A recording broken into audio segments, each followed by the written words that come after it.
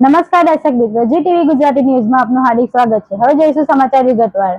અડાજણ વિસ્તારમાં રામજી મંદિર ઓવારા નજીક ગટરનું ગંદુ પાણી સીધું નદીમાં ઠાલવાતા ભારે વિવાદ થઈ રહ્યો છે। પવિત્ર તાપી નદીમાં ખુલ્લેઆમ પ્રદૂષણ થતો હોવાના આક્ષેપ પણ થઈ રહ્યા છે અને સાથે પર્યાવરણવિદ મહેશસિંહ પટેલે સખત વિરોધ નોંધાવ્યો છે।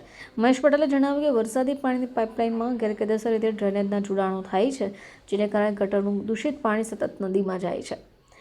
વિશેષ વાત છે કે રામજી મંદિર ઓવારો અને જૈન તપોવન ભવન જેવા પવિત્ર અને ધાર્મિક સ્થળોની નજીક અસહ્ય ગંદકી અને દુર્ગંધ ફેલાય છે। એક તરફ એસએમસી દ્વારા તાપી નદી શુદ્ધિકરણ માટે કરોડો રૂપિયાના ટેન્ડર બહાર પાડ્યા, તો બીજી બાજુ ગ્રાઉન્ડ લેવલ પર હકીકત કંઈક અલગ ચિત્ર રજૂ કરે છે। એસએમસી સામે તાત્કાલિક પગલાં ભરવાની માંગણી પણ થઈ રહી છે, ત્યારે મ્યુનિસિપલ કમિશનર, વિજિલન્સ ઓફિસરને લેખિત રજૂઆત કરી સમગ્ર મામલે ઉચ્ચ સ્તર પર તપાસ અને જવાબદાર અધિકારીઓ સામે કડક કાર્યવાહી થઈ રહી છે। આ સાથે સ્થાનિક ડ્રેનેજ સમિતિના ચેરમેન આટલી ગંભીર સમસ્યા હોવા છતાં કેમ મૌન છે, એવા પ્રશ્નો પણ થઈ રહ્યા છે। પર્યાવરણ પ્રેમીઓએ ચેતવણી આપી છે કે જો તાપી નદીમાં ગંદુ પાણી ઠાલવવાનું તાત્કાલિક બંધ નહીં થાય તો ઉગ્ર આંદોલન કરાશે। મહેશ પટેલ, સામાજિક કાર્યકર અને પર્યાવરણવિદ। મહેશભાઈ, આ તાપી નદીમાં ડ્રેનેજનું પાણી જતું તેવા દ્રશ્યો સામે આવ્યા છે, શું કહેશો? તાપીનું પાણી સુરત મહાનગરપાલિકા તાપી માટામાં ગંદુ પાણી વેવરાવે છે એવું અહીંયાથી ચોક્કસ ફલિત થાય છે। એનું કારણ છે કે આ ગંદુ પાણી આવે ક્યાંથી? બીજેથી। માનો કે કોઈ ગેરકાયદેસર કનેક્શનો કરાવેલા છે વરસાદી પાણીની લાઈનમાં।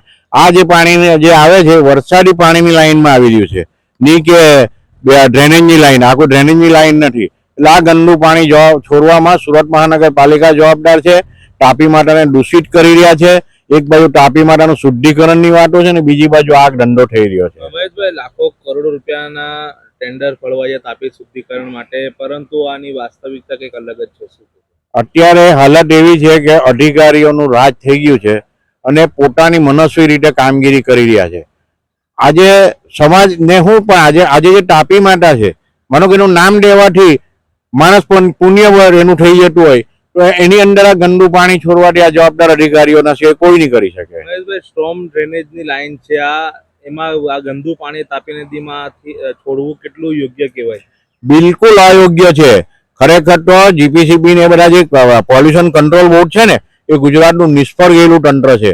એને પરિણતિ એને આ બધી વસ્તુઓ જોવાની છે, પણ એ જોતા નથી। એટલે અત્યારે તમામ અધિકારીઓ, હું તો એમ કહું કે એ લોકોની જવાબદારી છે, તમે બી પોતે પાપના ભાગીદારો બનશો। ડ્રેનેજ સમિતિના ચેરમેન આ વિસ્તારના છે, તેને આ બાબતે ધ્યાન નથી આવ્યું? એ એમણે જોયું છે નથી જોયું એ મને ખબર નથી, પણ એમને ધ્યાને આવવું જોઈએ।